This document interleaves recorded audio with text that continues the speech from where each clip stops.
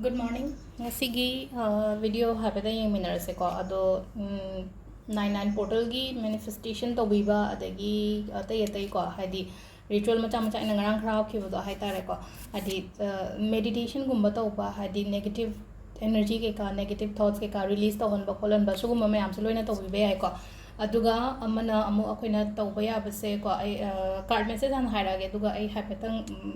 mati ama sum hairam ge ngasi tawba yabase ko amuka matam so dum hai tare ko timing su yenga dum tawbi be ai ko aina keno ma tawning ba leraga su manifest tawning ba ko ning ba mai leraga su ko ado thangja se ko number se kwai first 93 ko haidi thangja gi angel number se ko haidi 93 se lere aduga haidi color dana haraga purple ga black ko hadi si ani si ge manung sida ama si na bi ai ko ado khai first ai 3 cards lok thok chara ge 3 cards se de gi ama choose to bi rasi ko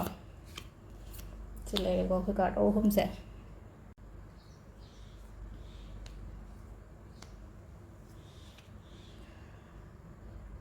first la ise ko yamna shanti oina layo ngasi se hai tare ko mai se pura peace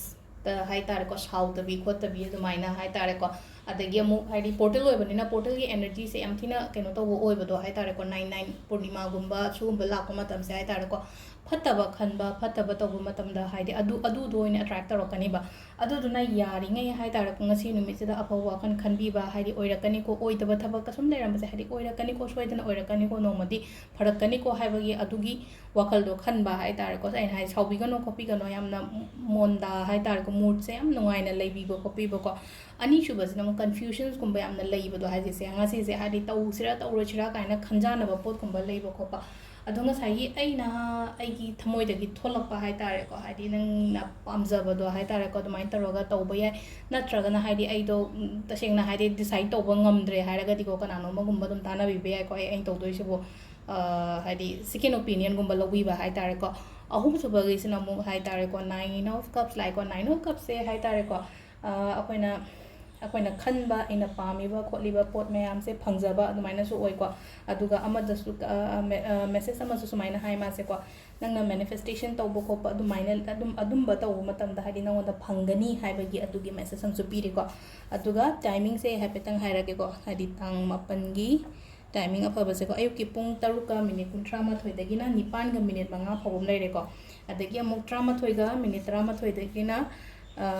keno phawba ahumga minute yankani thoi phawung leire ko adagi nungda oiram gina 5 ga minute 15 dagina 3 ka minute yankani thoi phawung leire adagi nungdang gina 9 ga minute 13 dagina 12 ga minute 19 phawuma leire ko aduga amana nongalamdai gina hairkana ahumga minute 19 dagina 3 ga minute yankai nipan phawama sisina akoigi afaba timing leire ko ado amuk hadi eng sa do hadi kari amuk to puya gadage hai kan sida ko hadi 99 se hadi hojik pung se video se dum ai pung nipan kitang hen be ko ina poster ko matam da ado horin hojik la ka dore pung mapan se ko nang gadi hai tare ko hadi yeng ban nang gadi 9 am sida hai tare ko hadi keno ta ho ba keno ma I ba hai tare ko mapalak I oba aina pami ba photo hai tare ko samna hai ba angang ngarang engon exam leibda kei to boya gen hang pa ko hadi ai gi exam do gi mami iraga ai gi sigi exam se I have cleared this exam ko natraga hadi ko hadi aduna tabida hadi ai gi relationship yam phare hadi ai gi money blockages leiba do hadi la e ko lena to raga dana ko same sentence to hai tare ko mapalak ire na ko ayu ki puma pansida ma ire na ko nungdangi puma panda ma iyo horen ko adu dum leire ko adu ngasai hoi video se yeng ma matam da ai mapan hindo khre ai 13 de yenge 12 de yenge na khala se ba ataraga di marak sida pung mapan gi gap thammo ba marak sida pung mapan gi gap thamba na haraga di 13 ko 12 ama ani ahum mari manga taruk tare nipan mapan horen gi mapan da dum iba yare ko hadi 13 saida keno tawraga so aduga hadi ketang thiang pung ama ani daga ire na khallase ba hadi pung mapan ya dum hyper hotu oga ko hadi 9 hours ki gap se thamba adu natraga na hadi pung mapan da ihoba ma natra dum dangi pung mapan da iba ma adu